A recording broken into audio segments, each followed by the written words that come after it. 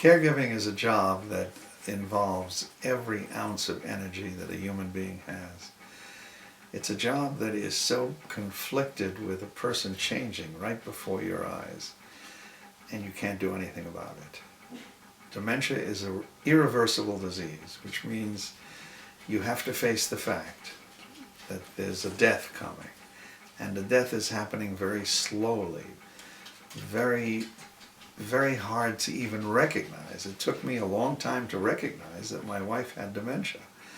So that, I would deny it. I wouldn't, go into it in detail and say, hey, there's something wrong here. I said, no, this is a temporary state. This is just passing. Well, it doesn't pass. It gets worse. And there are no medications on the market that make you better. There are medications, they say, that stabilize you, but again, there's no hope after the reality of this is irreversible. Dementia, Alzheimer's is irreversible. So what is a caregiver to do? You have to be attentive, you have to be watchful, you have to engage in everything that's safe for that person. You have to engage in making sure they continue to do what they can do to the best of their abilities. Exercise, walk, do as much as you can with the person. So a caregiver is really a full-time, totally devoted job if you're going to do it correctly. And the important thing is to stay present in the moment. Because if you deal with the past as your present and bring all of the experience you shared together and measure them against what she or he is capable of doing right now, you're finished. There's no way of correcting what is. The disease takes you, takes the person, throws them to the ground, and all you can do is pick them up and make sure they stand up correctly and walk together kindly and nicely and compassionately. Really, you tap on what I call our universal as human beings. You become a compassionate person. I would say passionate and then compassionate, because there's nothing you can do about it. It's a helpless state of being, and you either face it and deal with it, or again, the journey becomes painful.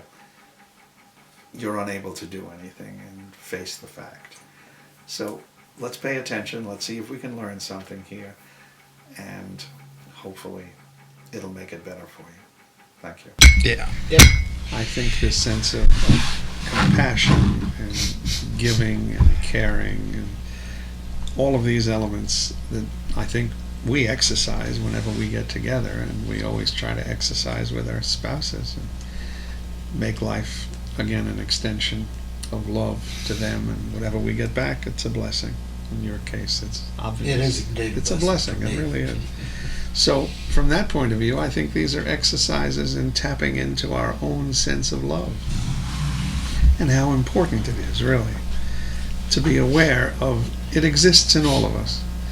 And the only thing we have to step aside from is this image that we have of ourselves and the image that we have of the other person who is in this dreadful condition.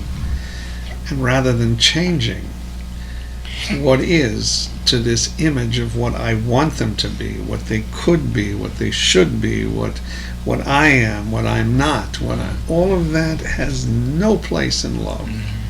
None whatsoever. The only thing we have to come to love as an empty vessel, and then it has a chance to express itself. I think we all see this. Same, yeah.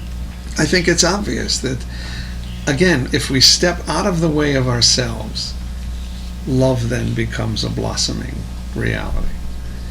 And to just look at life as it is, and not to impose these images that we've gathered over years. At least 15, 20 times a day, I have to tell her I love her. Why do you love me? And she feels good about it. And I play games with her. I find she's got a fabulous sense of humor. And sometimes she'll wake up in the morning and she'll say, I don't know where I am. And I'll say to her, what's your name? Well, I'm not going to tell you. And I say to her, well, I'm not allowed to talk to people whose names I don't know. And she'll say, well, I say, what did your mother call you when she wanted you? She'd say, Lila. And this is what goes, and it's so nice when she talks like that, you know.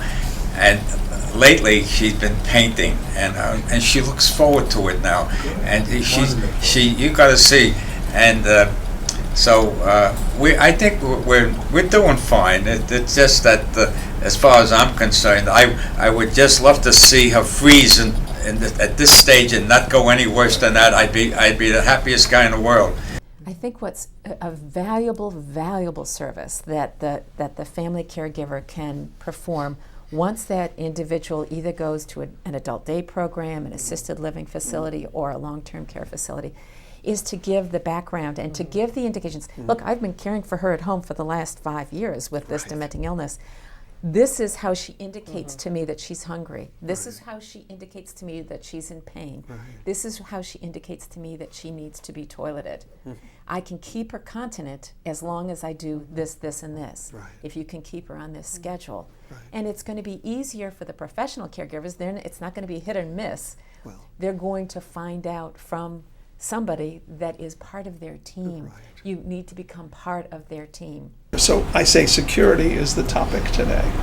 Plus, again, the never-ending sense of what is love. And that is in my behavior to her. Not words, not memory, not anything other than my actions. Your actions are the only thing that represent love. It's nothing to do with what you think might be love, because thought can never produce love. Only your everyday manifestation of the action of love. In other words, words come very easily to tell you this and tell you that. I can write poems. That's not love. Those are images of love, but not love. Love is in your behavior in the moment.